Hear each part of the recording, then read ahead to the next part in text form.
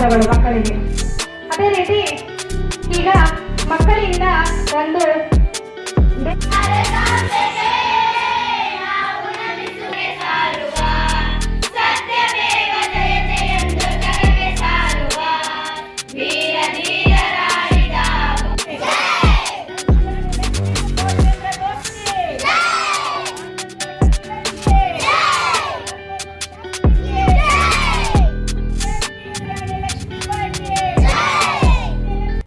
ಪ್ರಾಥಮಿಕ ಶಾಲೆಯಲ್ಲಿ 78ನೇ ಸ್ವಾತಂತ್ರ್ಯೋತ್ಸವವನ್ನು ವಿಜೃಂಭಣೆಯಿಂದ ಆಚರಿಸುತ್ತಿದ್ದೇವೆ.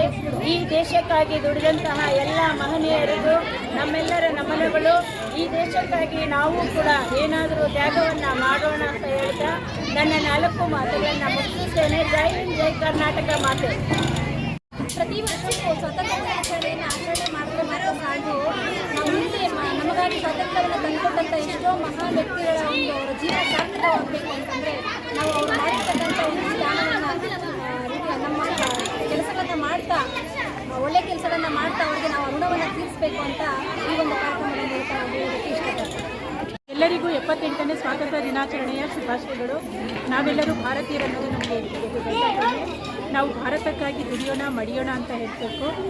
ಇನ್ನೊಂದು ವಿಚಾರ ಏನಂತಂದರೆ ನಮ್ಮ GHPS ಕಾರಹಳ್ಳಿ ಶಾಲೆಯಲ್ಲಿ ಪ್ರತಿ ವರ್ಷವೂ ಸಹ ಇದೇ ರೀತಿಯಾಗಿ ವಿಜೃಂಭಣೆಯಿಂದ ಎಲ್ಲ SDMC ಅಧ್ಯಕ್ಷರು, ಸದಸ್ಯರು, ಪೋಷಕರು ಮತ್ತು ಗ್ರಾಮ ಪಂಚಾಯಿತಿ ಅಧ್ಯಕ್ಷರು, ಸದಸ್ಯರುಗಳ ಒಂದು ಸಹಕಾರದಿಂದ ಎಲ್ಲ ರೀತಿಯಾಗಿ ಸಾಂಸ್ಕೃತಿಕ ಕಾರ್ಯಕ್ರಮಗಳಿಂದ ಹಿಡಿದು ಸಿಹಿ ಊಟದಿಂದ ಹಿಡಿದು ಪೋಷಕರ ಭಾಗವಹಿಸುವಿಕೆ ಎಲ್ಲ ರೀತಿಯಲ್ಲೂ ಸಹಕಾರ ನೀಡಿ ವಿಜೃಂಭಣೆಯಿಂದ ನಡೆಯೋದಕ್ಕೆ ಕಾರಣೀಭೂತರಾದಂತಹ ಎಲ್ಲರಿಗೂ ಈ ಮೂಲಕ ಅವರಿಗೆ ವಂದನೆಗಳನ್ನು ಹೇಳುತ್ತಾ ಜೈ ಹಿಂದ್, ಜೈ ಭಾರತ್.